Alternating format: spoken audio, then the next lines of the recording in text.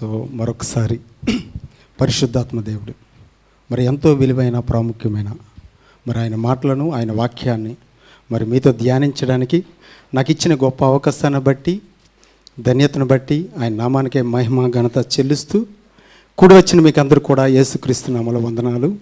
Shalom, very good morning అండి. So మరి ఆలస్యం చేయకుండా వాక్య ధ్యానంలోకి వెళ్ళిపోదాం. మరి వాక్య ధ్యానంలో వెళ్ళకముందు మరి నా కుటుంబ జీవితంలో జరిగిన ఒక సంఘటన, ఒక స్వీట్ మెమరీస్ని మీతో షేర్ చేసుకోవాలనుకుంటున్నాను. అదేంటంటే 2014 అండి. 2014 నవంబర్ 1st వీక్ అండి. మోస్ట్లీ ఆ రోజు ఫ్రైడే అనుకుంటా.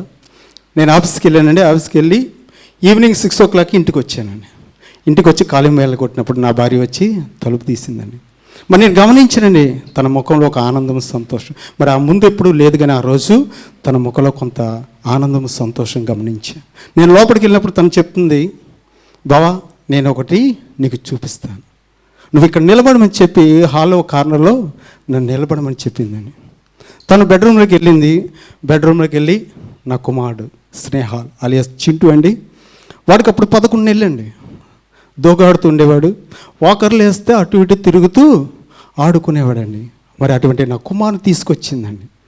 తీసుకొచ్చి వాడిని నిలబెట్టిందండి. నిలబెట్టి తను వాడికి ఎదురుగా వాడిని పిలుస్తూ ఉందండి.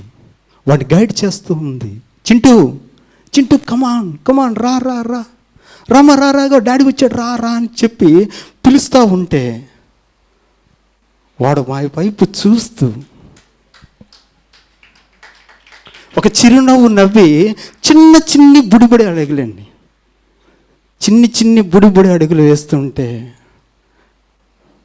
ఒక తండ్రిగా నాకెంతో ఆనందం అండి, నాకెంతో సంతోషం అండి. నాకు ముందే తెలుసండి దోగడుతున్న నా కుమారుడు ఏదో రోజు లేచి నిలబడతాడండి. నిలబడినవాడు నడుస్తాడు, నడిచినవాడు పరిగెడతాడు. తన సమయం వచ్చినప్పుడు తన కాళ్ళ మీద నిలబడి తన కుటుంబాన్ని నడిపించుకొని పోషించుకుంటా నాకు తెలుసండి. తెలిసినా కూడా మరి వేసినట్టు ఆ మొదటి అడుగును బట్టి, నడిచిన నడకను బట్టి, మరి ఈరోజు నా కళ్ళ ముందు వాడు అటు ఇటు తిరుగుతూ ఆడుతూ పాడుతూ దినదినము ఎదుగుతూ ఉంటే తల్లిదండ్రులకు మాకెంతో ఆనందం అండి, మాకెంతో సంతోషం. నాకు అనిపించిందండి మరి భౌతికమైన లోకానుసారమైన ఈ నడకలోనే, ఈ ఎదుగుదలలో నేను ఎంత ఆనందం, సంతోషం పడుతున్నానే. మరి ఆత్మీయంగా విశ్వాసంలో మరి మనం వేసినట్టు ఆ మొదటి అడుగును బట్టి, నడుస్తున్న మన నడకను బట్టి, మరి ఎదుగుతున్న మన ఎదుగుదలను బట్టి మరి పరిశుద్ధాత్మ దేవుడు మన తండ్రి అంటే యేసుక్రీస్తు ప్రభువారు మరి ఆయన ఎంత ఆనందపడుతుంటాడండి, మరి ఆయన ఎంత సంతోషపడుతుంటాడు. మరి అటువంటి సంతోషం, ఆనందం మన ద్వారా ఆయన పొందుకుంటున్నాడా? ఎందుకంటే మరి ఆ రోజు నడిచిన నా కుమారుడు మరి నెక్స్ట్ డే నడవలేని స్థితిలో ఉండిపోయి ఉంటే, వాడి జీవితంతో దోగాడుతూ ఉండిపోయి ఉండింటే, లేదా మంచానికి పరిమితం అయిపోయి ఉండింటే మరి ఈరోజు మేము అంత ఆనందంగా సంతోషంగా ఉండేవారం కాదండి. ఎందుకంటే మన బిడ్డలు అటువంటి స్థితిలో, అటువంటి పరిస్థితిలో ఉంటే మరి తల్లిదండ్రులకు మనకెంతో వేదన అండి, మనకెంతో బాధ అండి, మనకెంతో దుఃఖము. మరి నీ యొక్క ఆత్మీయ స్థితిని బట్టి, విశ్వాసం నీ అవిటితనమును బట్టి, విశ్వాసంలో నీ కుంటితనమును బట్టి మరి మన తండ్రి యేసుక్రీస్తు ప్రభువారు మరి ఆయన దుఃఖపడుతున్నాడా, వేదన పడుతున్నాడా, బాధపడుతున్నాడా? మనం ఎప్పటికప్పుడు పరీక్షించుకోవాల్సిన వారమే ఉన్నామండి. పరీక్షించుకుంటూ ఏమైనా చిన్న పొరపాట్లు, తప్పులు ఉంటే వాటిని సరిచేసుకుంటూ విశ్వాసంతో ఆయన వైపు చూస్తూ నడవలసిన వారమై ఉన్నామండి. పరిగెట్టడానికి ప్రయత్నించవలసిన వారమై ఉన్నాం. సో మరి ఈరోజు ఆ విశ్వాసం నడకను గురించి ఈరోజు మీతో మాట్లాడాలనుకున్నాం. సో మరి ఈరోజు టైటిల్ విశ్వాసంతో ఆయన వైపు చూస్తూ నడుద్దాం, పరిగెట్టడానికి ప్రయత్నిద్దాం.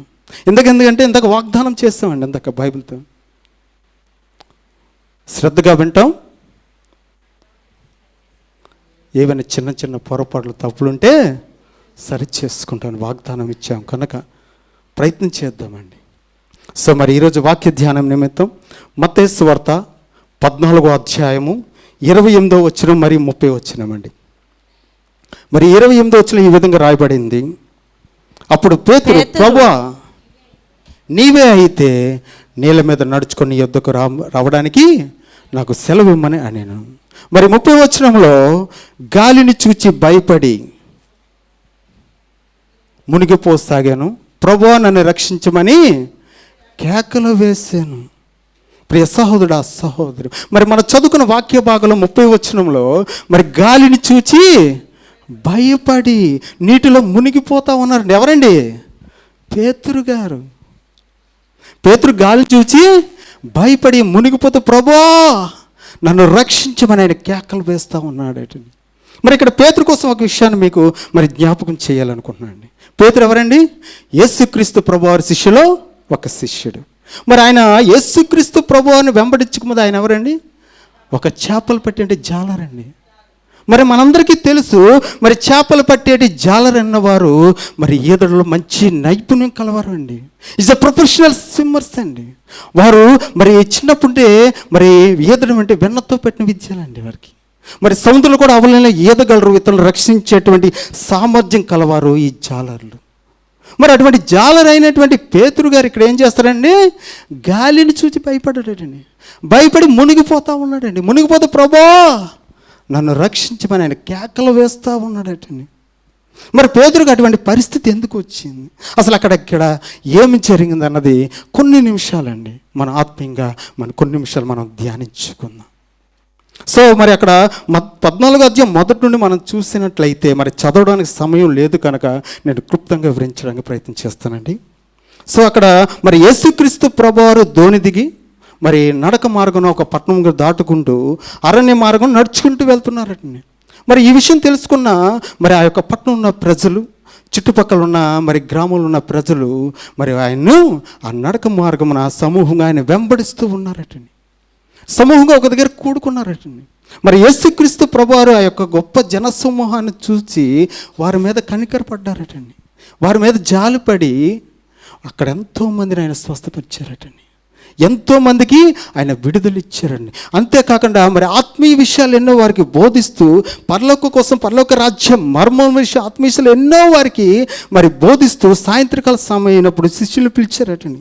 పిలిచి మీరు నాకంటే ముందుగా త్వరగా మరి ఈ దరి నుండి ఆ దరికి మీరు చేరుకోండి, నేను వచ్చి మీతో జాయిన్ అవుతాను. మీరు త్వరగా మరి వెళ్ళమని చెప్పడం కాదు కానీ ఆయన తొందర పెడుతున్నారటండి అక్కడ.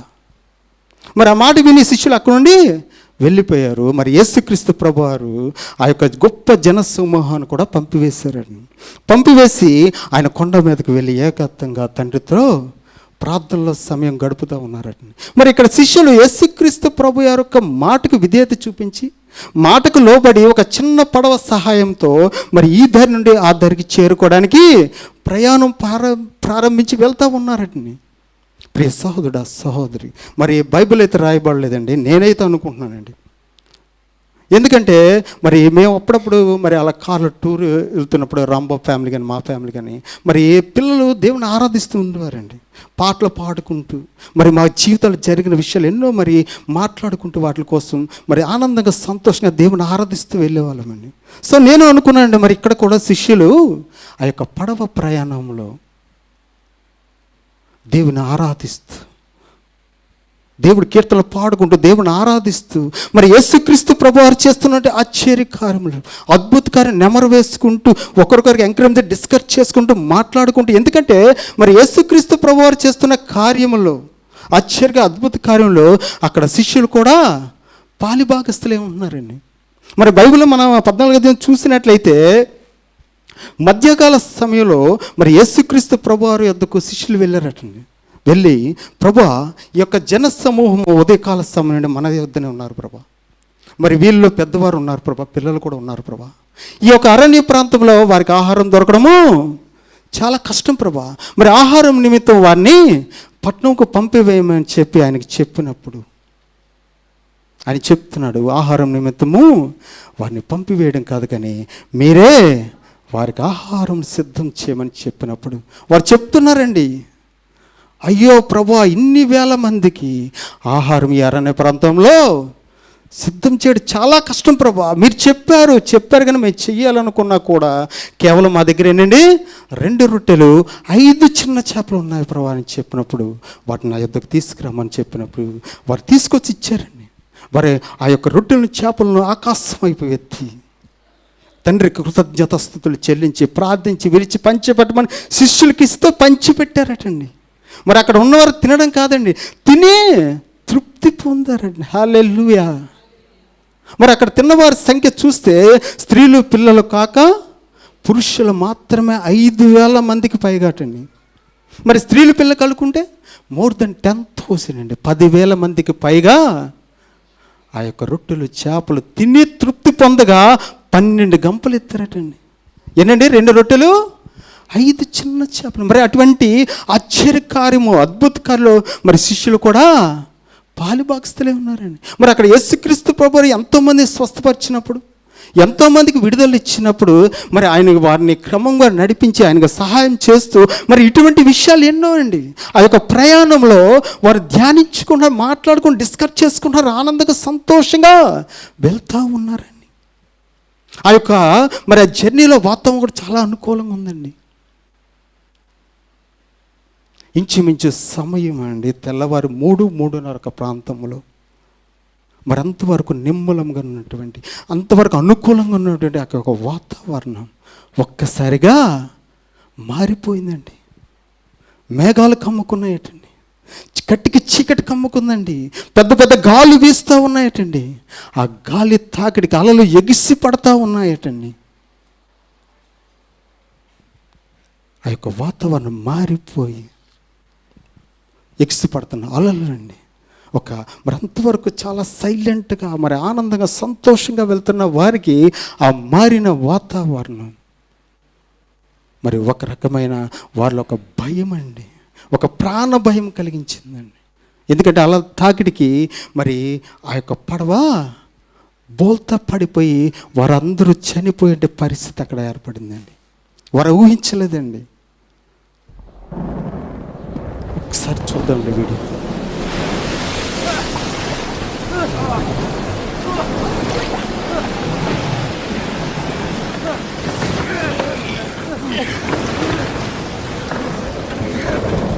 అంతవరకు సాఫీగా వెళ్ళారండి, చాలా నెమ్మదిగా వెళ్ళారండి. కానీ ఒక్కసారిగా ఆ వాతావరణం మారిపోయిందండి. పెద్ద పెద్ద గాలులండి, ఉరుములు మెరుపులు, ఆ గాలి తాకిడికి అలలు ఎగిసి పడుతున్నాయటండి. ప్రయాణం చాలా కష్టంగా మారిపోయిందండి, చాలా కష్టంగా మారిపోయింది. వారు చనిపోయే పరిస్థితి వచ్చిందండి. అక్కడ ఆ యొక్క మారిన పరిస్థితి బట్టి వాళ్ళ రకమైన ఒక ప్రాణ భయం కలిగిందండి.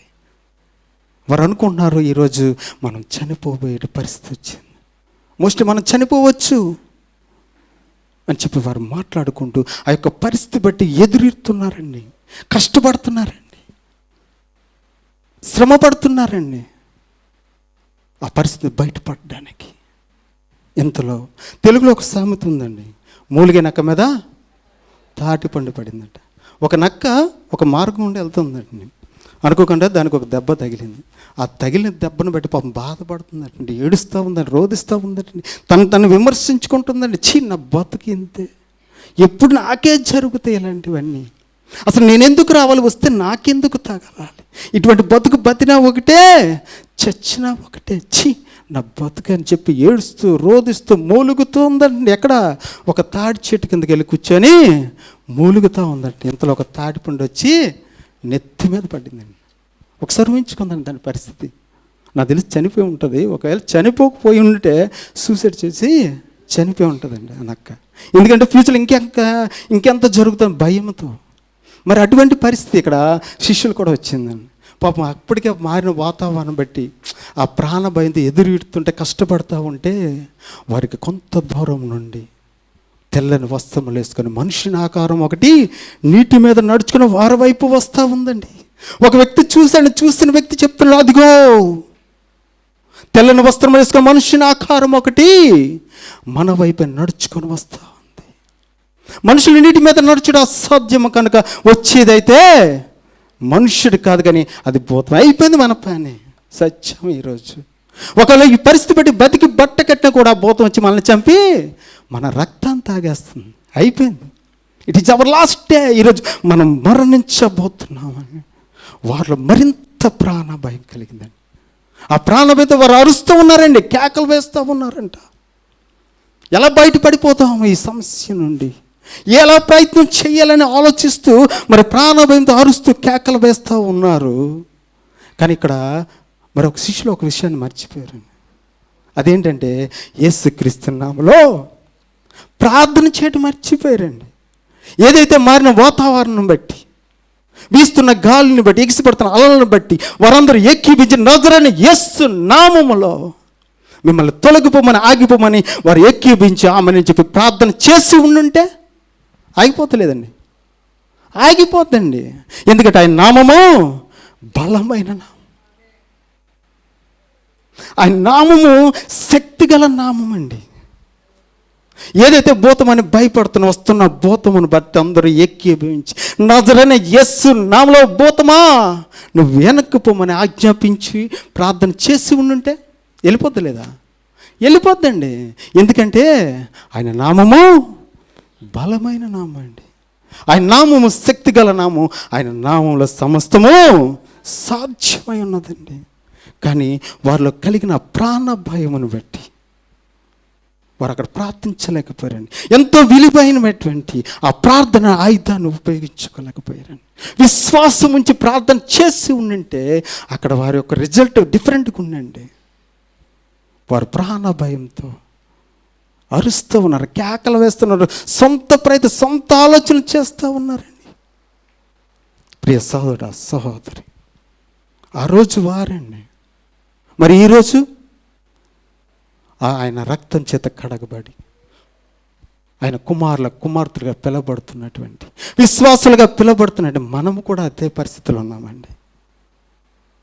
మనకొస్తున్న ఇరుకులు బట్టి, మనకొస్తున్న ఇబ్బందులు బట్టి, మనకొస్తున్న వ్యాధులు బట్టి, మనకొస్తున్న రోగం బట్టి, మనకొస్తున్న ప్రతి సమస్యను బట్టి భయపడిపోతూ ఉన్నామండి.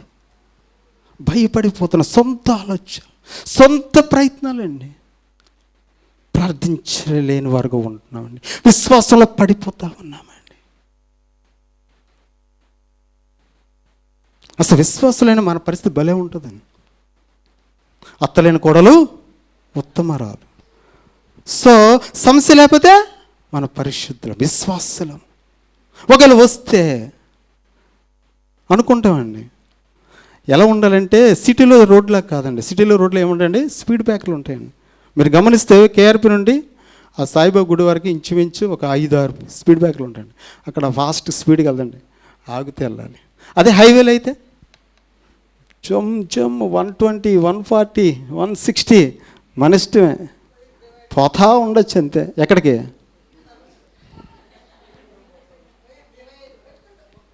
రాకూడదు అనుకుంటామండి. స్పీడ్ అంటే హైవే జర్నీలాగా ఉండాలి. అసలు రాకూడదు, సమస్యలే రాకూడదు. ఒకవేళ వస్తే మన పరిస్థితి ఎలాగ ఉంటుంది అన్నది ఒక ఎగ్జాంపుల్ చెప్తాను. మరి విశ్వాసంలో ఆత్మీయంగా బలంగా మరి దేవుళ్ళు ఎదుగుతుందంటే నాలంటోడు తన కుటుంబంలో కుమారుడికి ఫీవర్ వచ్చిందట. మరి వచ్చిన ఫీవర్ బట్టి మరి ఆ సిస్టర్ను బ్రదరు మరి ఏదో అలా నామకార్థంగా ప్రార్థన చేస్తూ మరి ఇంట్లో ఉన్నటువంటి పారాసిటమాల్ సిరప్ని వేసారండి. వేసి చూశారు, 3 రోజులు అయింది, తగ్గలే. ఎందుకైనా మంచిది మరి హాస్పిటల్కి వెళ్దామని చెప్పి ఊర్లో ఉన్న చిన్న హాస్పిటల్కి వెళ్ళారట. వెళ్తే అక్కడ డాక్టరు చెప్పారు, మరి మీరు బ్లడ్ టెస్ట్ చేస్తే మంచిదని. బ్లడ్ టెస్ట్ చేయించారండి. చేస్తే బ్లడ్ రిపోర్ట్లో పాజిటివ్ అని వచ్చిందండి. ఆ డాక్టర్ పిలిచారండి ఆ బ్రదర్ సిస్టర్ని. పిలిచి మీ కుమారుడికి ఒక వ్యాధి ఉంది, మరి ఇక్కడ మేము ట్రీట్మెంట్ చేయలేము, ఒకవేళ చేసినా కూడా మరి పెద్దగా ప్రయోజనం ఉండదు కనుక మీరు ఒక పని చేయండి, మరి సిటీలో ఉన్న పెద్ద హాస్పిటల్కు మీ కుమారుని తీసుకెళ్ళి ట్రీట్మెంట్ చేయించినట్లయితే మీ కుమారుడు బాగా పడిపోతుంది చెప్పినప్పుడు మరి ఆ యొక్క బ్రదర్ సిస్టర్ కుమారుని తీసుకుని ఇంటికి వచ్చారండి.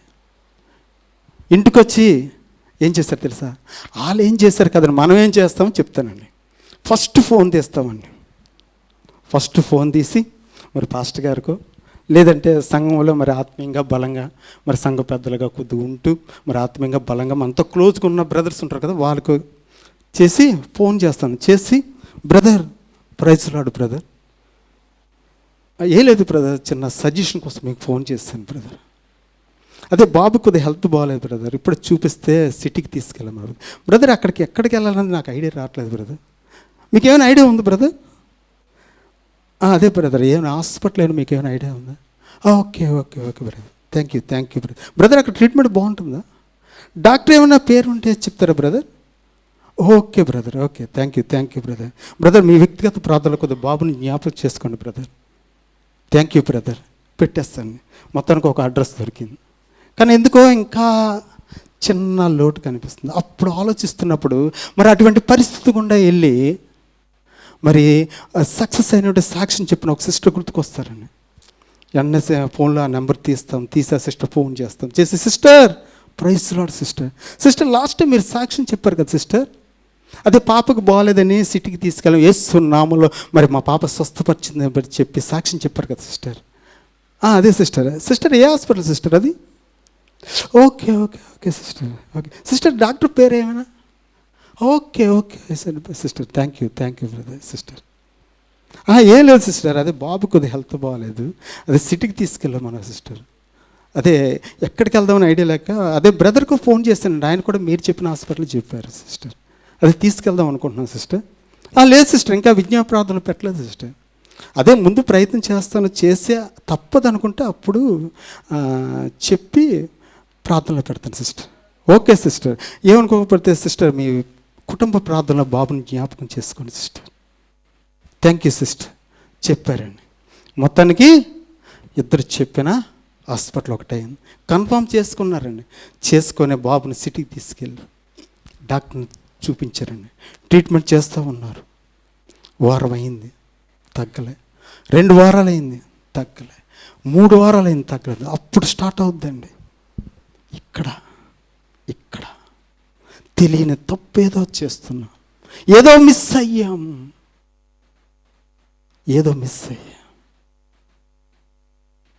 ఎక్కడ నా కుమారుడు నాకు దూరం అయిపోతుంది, ఒక పెయిన్ స్టార్ట్ అవుతుంది, ఒక భయం అండి. ఎక్కడ నా కుమారుడు నాకు దూరం అయిపోతాడు.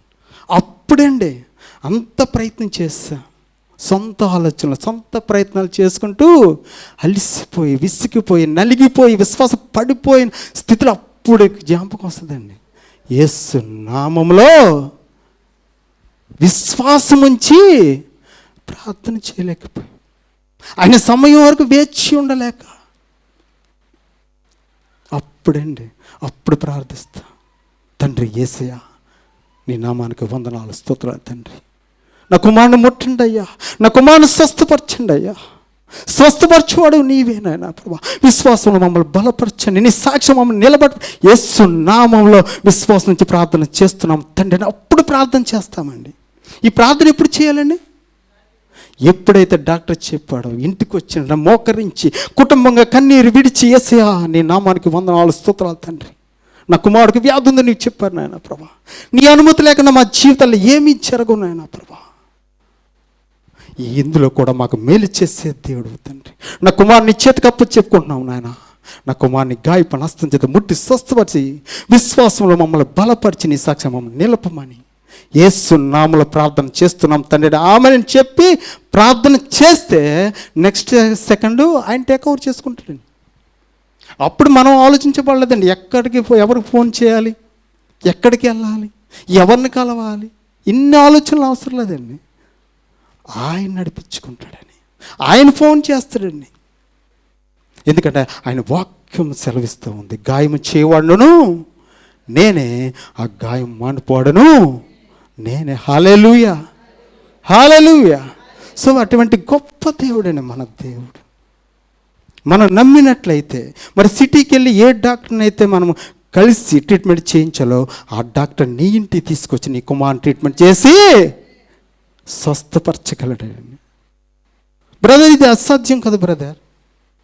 ఎక్కడో సిటీలో ఉన్నటువంటి డాక్టరు మారుమూల ప్రాంతంలో మా ఇంటికి ఎలాగొస్తాడు, ఎలా ట్రీట్మెంట్ చేస్తాడు, ఎలా స్వస్థ, ఇది అసాధ్యం కాదు బ్రదర్. నేను అనుకున్నానండి సిటీలో డాక్టర్ అంటే మామూలు విషయం కాదండి, వారు అపాయింట్మెంట్ దొరకడం చాలా కష్టం. మరి అటువంటి ఆ డాక్టర్ మన మారుమూల ప్రాంతంలో మన ఇంటికి ఎలాగొస్తాడు, మన కుమారుని ఎలా ట్రీట్మెంట్ చేస్తే, ఇది అసాధ్యం కదా. ఎస్ అసాధ్యమనండి ఇది. అది మనకండి. ఆయన నామలో సమస్తము సాధ్యం. యేసు నామలో అయితే సాధ్యమండి. ఎన్నో సాక్ష్యాలండి. కానీ మనం ఏంటంటే సొంత ఆలోచనలు, సొంత ప్రయత్నాలు చేసుకుంటూ అలసిపోతాం, నలిగిపోతాం, ఇసిగిపోతాం, నష్టపోతూ విశ్వాసంలో పడిపోతూ ఉంటామండి. మనకేంటంటే అసలు సమస్యలు రాకూడదు అనుకుంటామండి. మెయిన్ ఫస్ట్ అది విశ్వాసులుగా మనకేంటంటే అసలు సమస్యలే లేకపోతే ఏ కూడా ఉండదు కదా అండి. విశ్వాసానికి సమస్యలు రావండి, కష్టాలు రావా, ఇరుకులు రావా, ఇబ్బందులు రావా, వ్యాధులు రావా, రోగములు రావా, ఏవి రావండి? ఆయనే చెప్తున్నాండి వస్తాయండి. అదేంటి బ్రదర్ మళ్ళీ మీరు ఎలాగంటారు? ఆయన రక్షణ పొందుకున్నాం బ్రదర్, బాప్టిజం తీసుకున్నాం, మరి విడువగా ఆరాధనకు వస్తున్నాం, ఆయన ఆరాధిస్తున్నాం, ఆయన వాక్యాన్ని వింటున్నాం, వాక్యానుసార జీవితం జీవించడానికి ప్రయత్నం చేస్తున్నాం,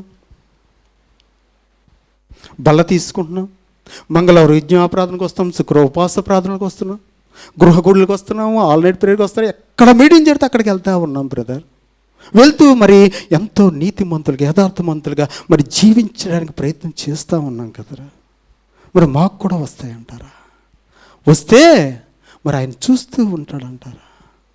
ఏమండి, మరి బైబిల్ ఎంతమంది సేవకులు లేరండి, వారి జీవితాల కష్టాలు వచ్చి వాటి నుండి విజయం సాధించి ఎంతమంది లేరండి. మరి ఈ సమయంలో ఎందుకని యోబు కోసం నేను కొన్ని నిమిషాలు మాట్లాడాలనుకున్నాను.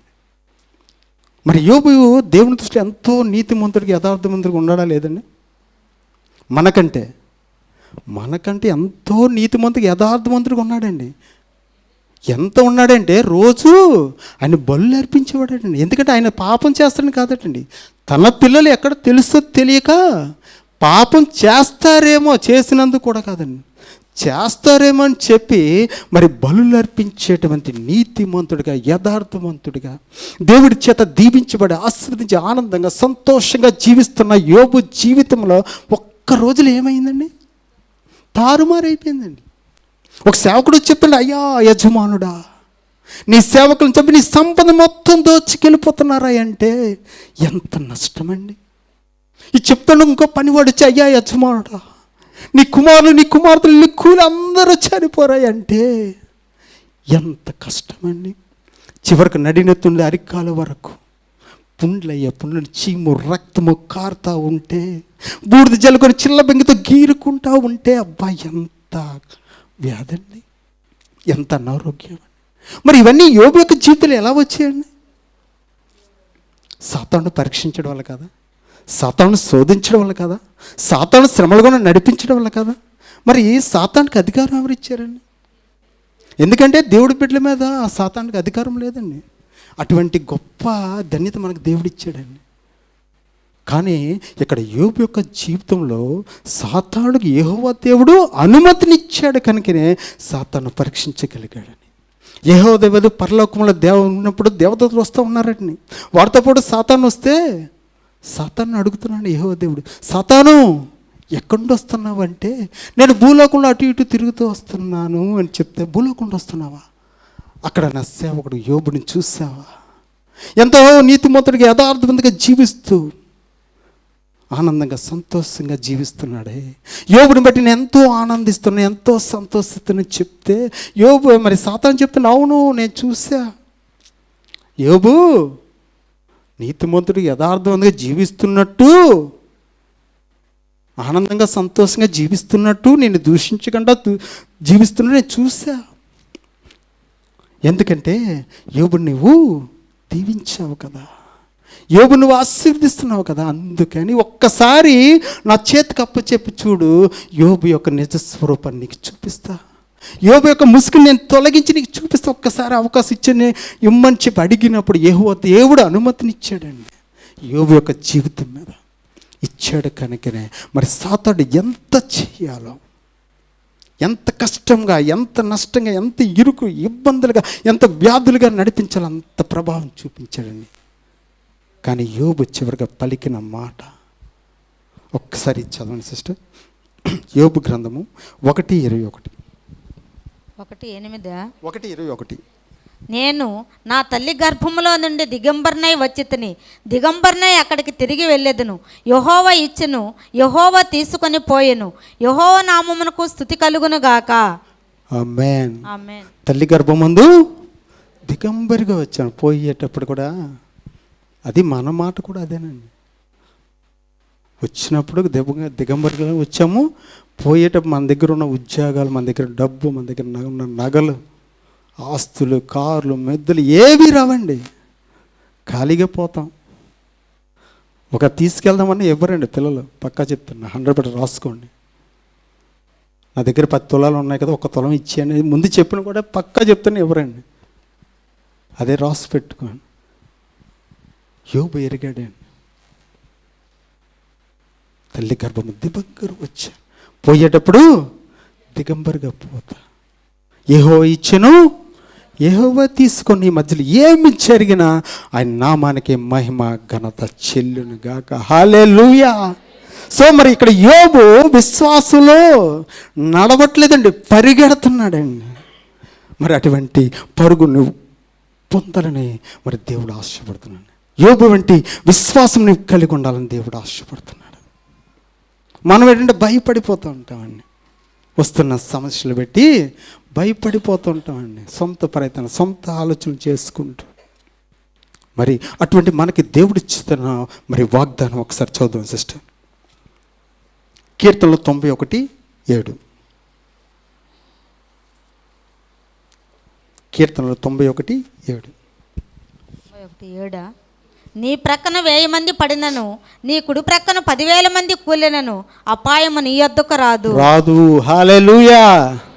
భయపడద్దండి, విశ్వాసంతో ఆయన వైపు చూద్దాం. నీ కుడి పక్క 10 మంది, 1000 మంది, 1,00,000 మంది పడినా మనం భయపడద్దండి. ఆయన వాగ్దానం ఇచ్చి నెరవేర్చే దేవుడు మన దేవుడే ఉన్నాడు. భయం వద్దండి, విశ్వాసం ఉంచుతాం. విశ్వాసంతో ఆయన వైపు చూస్తూ నడవడానికి ప్రయత్నం చేద్దామని. మనం ఏంటంటే భయపడిపోతాం.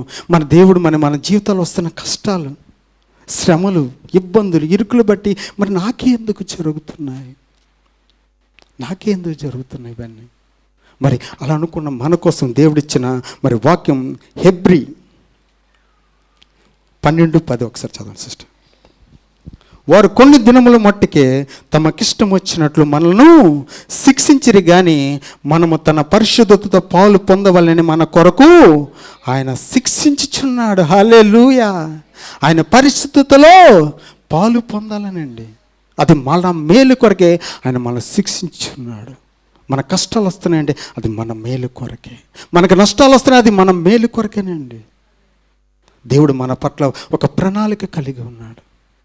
మనం ఆ ప్రణాళిక కొరకు మరి విశ్వాసంతో ఆయన వైపు మరి చూస్తూ నడవలసిన వారమే ఉన్నాం. కానీ మనం ఏంటంటే విశ్వాసం ఉంచలేమండి. చిన్న చిన్న ఆలోచనలు, చిన్న చిన్న ప్రయత్నాలు చేసుకుంటూ ఉంటాం, అరుస్తాం, కేకలు వేస్తుంటాం, భయపడిపోతూ ఉంటాం. మరి ఇక్కడ శిష్యులు కూడా భయపడిపోతున్నారండి. ఏది ఆ మారిన వాతావరణం బట్టి మరి ఏదైతే భూతమని భయపడుతున్నారో, వస్తున్న భూతం బట్టి భయపడిపోతూ ఉన్నారటండి, కేకలు వేస్తూ ఉన్నారటండి. మరి ఆ భూతము సరాసరి రానే వచ్చిందండి ఆయన దగ్గర, వారి దగ్గరికి. మరి వచ్చింది భూతమా? ఈ సర్వ సృష్టి మీద అధికారము కలిగినటువంటి యేసుక్రీస్తు ప్రభువారు ఆ నీటి మీద, ఒక నేల మీద నడిచినట్టు, ఒక రోడ్డు మీద నడిచినట్టు నీటి మీద నడుచుకుంటూ వచ్చారటండి. ఆయన నడుస్తున్నప్పుడు ఆయన పాదములు కూడా మునగలేదటండి, తడవలేదటండి. మరి ఆయన వచ్చాడు, వారు ప్రాణ భయంతో అరుస్తూ ఉన్నారండి, కేకలు వేస్తూ ఉన్నారండి. అది గమనించాడండి యేసుక్రీస్తు ప్రభువారు. గమనించి మరి 27వ వచనం చెప్తున్నాడు, భయపడకుడి, నేనే, భయపడకుడి, ధైర్యము తెచ్చుకొనుడి. హల్లెలూయా. ఆ మాట విన్నారండి, ఆ స్వరము విన్నారండి. విని అందరూ మౌనం అయిపోయారండి, సైలెంట్ అయిపోయారండి. వారికి అర్థం కావట్లేదు పరిస్థితి, సైలెంట్ అయిపోయారు. కానీ పేతురు ఒక అడుగు ముందుకేసాడండి. వేసి 28వ వచనం ఒక్కసారి చదవండి సిస్టర్. పేతురు, ప్రభువా నీవే అయితే నీళ్ళ మీద నడిచి నీ యొద్దకు వచ్చుటకు నాకు సెలవిమ్మని ఆయనతో అనెను. పేతురు, ప్రభువా నీవే అయితే నీళ్ళ మీద నడుచుకొని నీ యొద్దకు రావడానికి అనుమతి సెలవిమ్మని చెప్పి ఆయన అడుగుతున్నాడండి. మరి ఇక్కడ పేతురు పలికిన మాటలో 2 పదాలు ఉన్నాయండి. ఒకటి అవిశ్వాసంతో కూడిన మాట, 2 విశ్వాసంతో కూడిన మాట అండి. మరి అవిశ్వాసంతో కూడిన మాట, నీవే అయితే, నీవే అని చెప్తున్నారు, భయపడద్దు, నేనే, ధైర్యం తెచ్చుకోమని చెప్తుంటే వారు ధైర్యం నమ్మలేదండి. ఆయన చెప్తున్నాను, ఎందుకంటే ఆయన ఆ చీకట్లో రూపం కనబడలేదండి ఆయనకి. ఆయన స్వరం విన్నారు, ఆ గాలికి ఆ స్వరం కూడా అయింది అని నమ్మలేదండి. మరి ఆయన మనిషి రూపంలో ఉన్నాడండి. మనుషులు నీటి మీద నడుచుట అసాధ్యం కనుక మరి ఆయన నీటి మీద నడవలేరని చెప్పి నమ్మలేదండి. ఆయన చెప్తున్నారు, నేనే, భయపడకుడి, ధైర్యం తెచ్చుకొని చెప్తున్నా కూడా మరి అక్కడ పేతురు మాట కాదండి అది, అక్కడ ఉన్న శిష్యులందరి మాట అది, నీవే అయితే. ఎందుకంటే ఆయన మీద సంపూర్ణమైన విశ్వాసం వారు ఉంచలేదండి, వాళ్ళు నమ్మలేదండి, వారిని విశ్వాసం ఉంచలేదు. కనుక నీవే అయితే అనే మాటను, మరి అవిశ్వాసంతో కూడిన మాటను పేతురు పలికాడండి. మరి విశ్వాసంతో కూడిన మాట, నీళ్ళ మీద నడుచుకొని నీ యొద్దకు రావడానికి నాకు సెలవిమ్మని అడిగాను.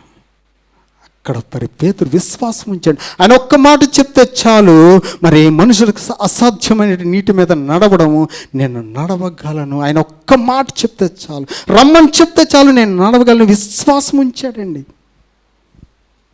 సంపూర్ణమైన విశ్వాసం ఉంచాడు. విశ్వాసంతో అడిగాడండి. మరి ఇక్కడ పేతురు బట్టి మనం ఒక విషయాన్ని నేర్చుకోవాలండి. పేతురుని అదేంటంటే మరి యేసుక్రీస్తు ప్రభువుని తండ్రిని అడిగేవారుగా మనం ఉండాలండి. మనకి ఏది కావాలి, మన జీవితంలో ఏ కార్యం జరగాలి, నా కుమార్తె విషయంలో ఏ కార్యం జరగాలి, నా కుమారుడు విషయంలో ఏ కార్యం జరగాలి, నా భర్త పట్ల ఏ కార్యం జరగాలి, నా తల్లిదండ్రుల పట్ల ఏ కార్యం జరగాలి, నా రక్త సంబంధం ఏ కార్యం జరగాలని నువ్వు అడిగేటప్పుడు మరి ఆయనను నేరుగా అడిగేవారుగా ఉండాలండి, వితౌట్ రికమెండేషన్స్. మరి విశ్వాసులైన మనము ఇతరుల ప్రార్థన మీద ఆధారపడిపోతుంటామని, ఇతరుల ప్రార్థన మీద. ఎందుకంటే వారు విశ్వాసులు మనకంటే బలంగా ఉన్నారు. వారు ప్రార్థన చేస్తే దేవుడు ఇచ్చేస్తాడు. మీరు గమనించారా లేదో, టీవీలో స్క్రోలింగ్ అవుతుంటుందండి, బ్యాంక్ అకౌంట్ నెంబర్, ఆ పైన ఉంటుంది, మీ యొక్క ప్రార్థన విజ్ఞాపనలను మాకు పంపినట్లయితే మేము ప్రార్థన చేస్తాం. నమ్ముతామండి, నమ్మి అకౌంట్లో కొంత డబ్బు వేసి మన విజ్ఞాపనలు వారికి తెలియజేస్తాం. అప్పుడు నమ్ముతా వారు మాకు ప్రార్థన చేస్తున్నారు కనుక దేవుడు మాకు ఇచ్చేస్తాడు. హైదరాబాద్లో పెద్ద చర్చ్ ఉంది కదండి, అక్కడికి వెళ్ళి ప్రార్థన చేయించుకుంటే దేవుడు మాకు ఇచ్చేస్తాడు. చెన్నైలో పెద్ద చర్చిలు ఉన్నాయి, వారి దగ్గరికి వెళ్ళి అప్లికేషన్ ఉంటుంది, అక్కడికి వెళ్ళి రాసిస్తే, ఏది పేపర్ మీద మనం విజ్ఞాపనలు రాసిస్తే వారు ప్రార్థన చేస్తే దేవుడు మాకు ఇచ్చేస్తాడు. ఏమండి, వారు ప్రార్థన చేస్తే ఇచ్చిన దేవుడు, మనం ప్రార్థన చేస్తే ఇవ్వడా?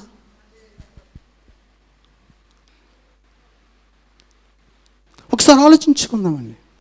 మరి విశ్వాసంలో మన స్థితి ఎక్కడ ఉంది? ఏ పరిస్థితులు ఉన్నాం? అసలు నడుస్తున్నామా, ఇంకా దోగొడుతున్నామా? ఎవరికారు పరీక్షించుకుందామండి. అక్కడ పేతురు ఆయన ఏం కావాలని ఆయన డైరెక్ట్గా యేసుక్రీస్తు ప్రభుని అడిగాడండి. పక్కన యోహాను బ్రదర్, మీరు కొద్ది క్లోజ్ కదా, మీరు అడగండి బ్రదర్, నాకోసం రికమెండేషన్ చేయండి బ్రదర్. తిమోతి బ్రదర్, మీరు కూడా ఒక్కసారి అనలేదండి. పేతురుకి ఏం కావాలో అది అసాధ్యమని తెలుసండి. పేతురుకి నీటి మీద నడవడం అసాధ్యం అండి. అది అక్కడ దేవుని కుమారుడుగా మరి యేసుక్రీస్తు ప్రభు వారికి ఒక్కరికి అసాధ్యమైందండి ఈ సృష్టిలో. ఆ విషయం తెలుసు పేతురుకి, నడవలేని, ఎందుకంటే ఆయన ఒక జాలరండి. కానీ ఆయన మందు నమ్మకం ఉంచి విశ్వాసంతో అడిగాడండి. మరి నీవు అడిగేటప్పుడు అటువంటి విశ్వాసంతో నువ్వు అడిగినట్లయితే నువ్వు అడిగింది సమస్తం పొందుకోగలవు. ఏదైనానండి, ఇంత అంత కాదు, అది ఇది కాదండి, ఏదైనా ఈ సృష్టిలో ఏదైనా నువ్వు విశ్వాసంతో అడిగినట్లయితే దేవుడు నీకు ఇచ్చే దేవుడై ఉన్నాడు. మనం ఏంటంటే మన ప్రార్థన కంటే మరి పక్కోళ్ళ ప్రార్థన మీద మన గొప్ప నమ్మకం అండి, విశ్వాసం. చాలా చర్చిలో విన్నానండి, అయ్యగారు మీరు ప్రార్థన చేస్తే దేవుడు మాకు ఇచ్చాడండి, మా సంఘం ప్రార్థన చేస్తే దేవుడు మాకు ఇచ్చాడండి. నేను అలా అక్కడికి వెళ్ళి ప్రార్థన చేస్తే దేవుడు మాకు ఇచ్చాడండి. నీ యొక్క విశ్వాస స్థితి ఏ స్థితిలో ఉన్నా ఒక్కసారి పరీక్షించుకోవాలండి. ఒక తండ్రిని అడగడానికి ఇతరుల రికమెండేషన్ దేనికండి? ఇప్పుడు నా కుమారుడికి ఒక బ్యాట్ కావాలండి, క్రికెట్ ఆడుకుంటున్నాడు, చిన్న బ్యాట్ ఉంది. వాడు అడిగినప్పుడు కొందామని చెప్పి నేను రెడీగా ఉన్నానండి. వాడు ఇప్పుడు కావాలా అప్పుడు ఇద్దామా అడిగితే అని చెప్పి నేను రెడీగా ఉన్నాను. వాడు వచ్చి నాకు నేరుగా డాడీ నాకు బ్యాట్ కావాలని నేను కొనిస్తాను కదా. దానికి నా ఇంటి ఎదురుగున్న మరి అంకుల్ మీరు మా డాడీని బ్యాట్ కొనిమ్మని మీరు చెప్పండి అంకుల్ అంటే నాకు ఎలాగుంటుంది చెప్పండి. వాడు డైరెక్ట్గా వచ్చి అడిగితే నాకు ఎలాగుంటుంది. ఎదుటి నా ఆపోజిట్ క్వార్టర్లో ఉన్న వ్యక్తి వచ్చి సార్ మీ అబ్బాయికి బ్యాట్ అటు కొనిసివ్వండి నాకు వచ్చి చెప్పాడండి అంటే ఎలాగుంటుంది ఒకసారి ఊహించుకోండి. నాకు ఏది కోపం వస్తుంది? రెండో ఆప్షన్లో కోపం వస్తుందండి. ఎందుకంటే నా కుమారుడు, నా ప్రియ కుమారుడు, నా రక్తంతో కన్నా కొడుకు అన్నాడు. అది నన్ను అడిగితే బ్యాట్ కదండి, బ్యాట్లు ఇస్తా. నేను సిద్ధంగా ఉన్నాను, రెడీగా ఉన్నాను ఆయన అడిగితే ఇవ్వడానికి. వాడేంచి డైరెక్ట్గా లాలితో వీళ్ళతో అడిగిస్తే నాకు ఒళ్ళు మండుతుందా లేదా? బెల్ట్ తాట తీసేయాలనిపిస్తుందా లేదా? అనిపిస్తుందండి నాకు. కానీ దేవుడికి అటువంటి కాదండి. నువ్వు విశ్వాసంతో అడుగు. ఫస్ట్ విశ్వాసంతో అడిగి నీ సేవకులతో ప్రార్థనలో పెట్టండి, నీ సంఘంతో ప్రార్థనలో పెట్టండి అండి. నువ్వు అక్కడికి వెళ్ళి ప్రార్థన చేయించుకోండి, అక్కడికి వెళ్ళి చేయించుకోండి. ఫస్ట్ నువ్వు విశ్వాసం ఆయన అడగాలి, ఆయన అడగాలండి. విశ్వాసం నువ్వు అడిగినట్లే నీకు ఇచ్చే దేవుడు మన దేవుడే ఉన్నాడు. హల్లెలూయా.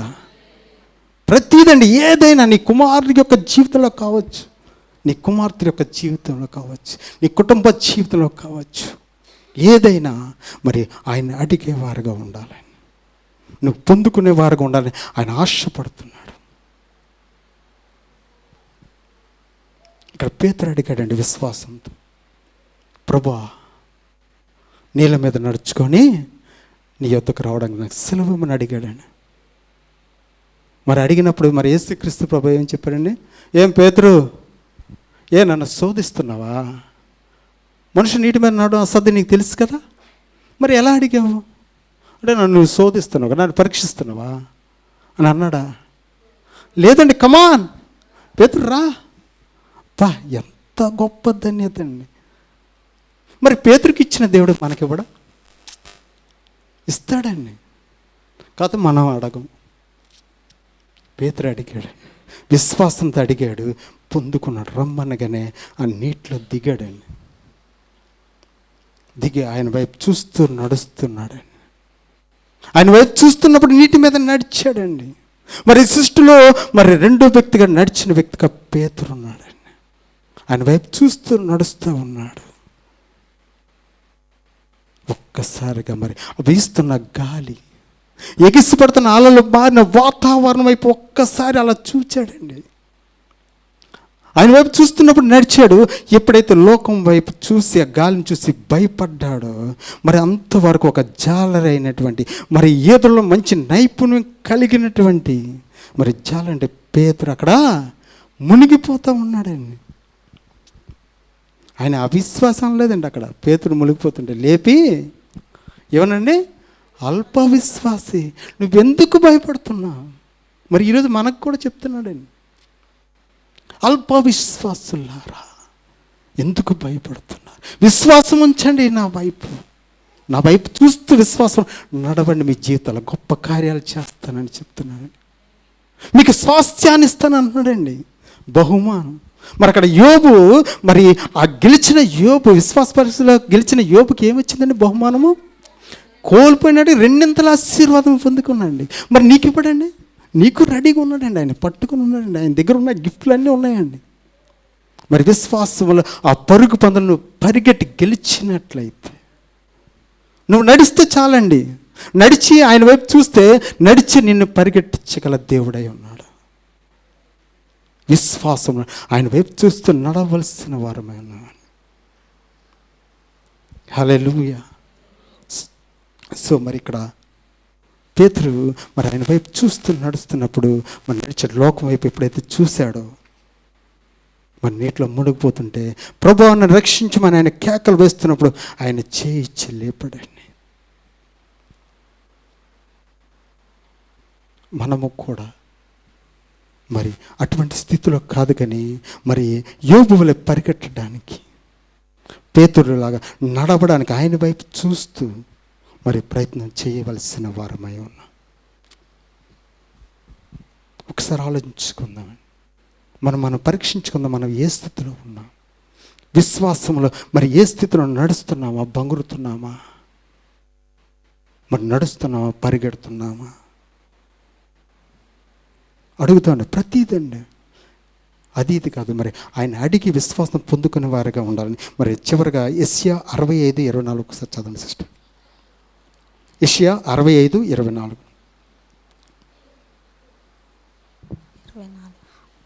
వారికి ఇలాగున జరుగును, వారు వేడుకొనకు మునిపే నేను ఉత్తరం ఇచ్చెదను, వారు మనవి చేయుచుండగా నేను ఆలకించెదను. సో వారికి ఇలాగా జరుగును, వారు వేడుకొనకు మునిపే నేను ఉత్తరం ఇచ్చేదను, వారు మనవి చేయుచుండగా నేను ఆలకించేదను. మనము చేసే ప్రతి మనవును ఆయన ఆలకించే దేవుడు అన్నాడు. మన ఇరుకులు కావచ్చు, మన ఇబ్బందుగా, మన వ్యాధులు కావచ్చు, రోగములు, నష్టాలు, కష్టాలు ఎన్నేనండి, ఎన్నైనా మరి మనము వేడుకొనక ముందే మరి ఎరిగిన దేవుడు, మరి వాటిని విడుదలిచ్చే దేవుడు మన దేవుడై ఉన్నాడు. నమ్ముదామండి, నమ్ముదాం. ఎందుకంటే మరి లోకమును ఆయన జయించి ఉన్నాడు. లోకంలో శ్రమలు వస్తాయండి, కష్టాలు వస్తాయి, ఇరుకులు వస్తాయి, అన్నీ వస్తాయండి. వచ్చిన కూడా మరి ధైర్యం తెచ్చుకోండి. ఎందుకంటే నేను లోకమును జయించిన వాగ్దానం ఇచ్చిన దేవుడు మన దేవుడై ఉన్నాడు. విశ్వాసంతో అండి మరి ఆయన వైపు చూస్తూ నడుద్దాం, పరిగెట్టడానికి ప్రయత్నిద్దామండి. ఈ కొద్ది మాటలు దేవుడు దీవించి ఆశీర్వదించును కాక. చిన్న ప్రార్థన చేసుకుందాం. మమ్మల్ని మిక్కిలిగా ప్రేమిస్తున్నా ప్రభు, మా ప్రియ పరలోకపు తండ్రి, యేసయ్య నీ పదాలకు నేను స్తుతిస్తున్నాను ప్రభా. అవును తండ్రి, మరి ఈ ఆరాధనలో నేను ప్రభు నేను ఆరాధించిన మాకు ఇచ్చిన గొప్ప ధన్యతను బట్టి వందనాలు స్తోత్రాలు చెల్లించుకున్నాను తండ్రి. నాన్న మరి ఈరోజు మరి నా ద్వారా మీరు మాట్లాడిన మాటలు బట్టి మీకు వందనాలు స్తోత్రాలు చెల్లించుకున్నాను తండ్రి. అవును నాన్న ప్రభా, మరి ఈ యొక్క విశ్వాసంలో మరి నీ వైపు చూస్తూ నడవలసిన వారమై, పరిగెట్టవలసిన వారమై ఉన్నాము నీ వాక్యం సెలవిస్తుంది తండ్రి. మరి మా జీవితంలో ఏమి జరిగినా నానా ప్రభా, మరి విశ్వాసంతో నీ వైపు చూస్తూ నానా ప్రభా నడిచేటువంటి కృపను నానా ప్రభా, పరిగెట్టేటువంటి ఆశను మాలో రేకెత్తించండి తండ్రి. మా జీవితంలో ఏం జరిగినా ప్రభా అది మా మేలుకే చేసే దేవుడు అని మేము గుర్తెరిగినా ప్రభా, మాకొస్తున్న ఇరుకులు, ఇబ్బందులు, కష్టాలు, నష్టాలు, వ్యాధులు, రోగములు, సమస్త సమస్యల్లో నానా ప్రభా మరి నీ వైపు చూస్తూ విశ్వాసముతో నానా ప్రభా మరి మేము మేలు పొందేవారుగా ఉండే కృప మాకు అందరికీ దయచేయండి. మరి విన్న వాక్యం మా జీవితాలు ఫలింప చేయమని, సహాయం చేయమని యేసయ్య నామములో అడిగి వేడుకుంటున్నాం తండ్రి. Amen, amen. Thank you.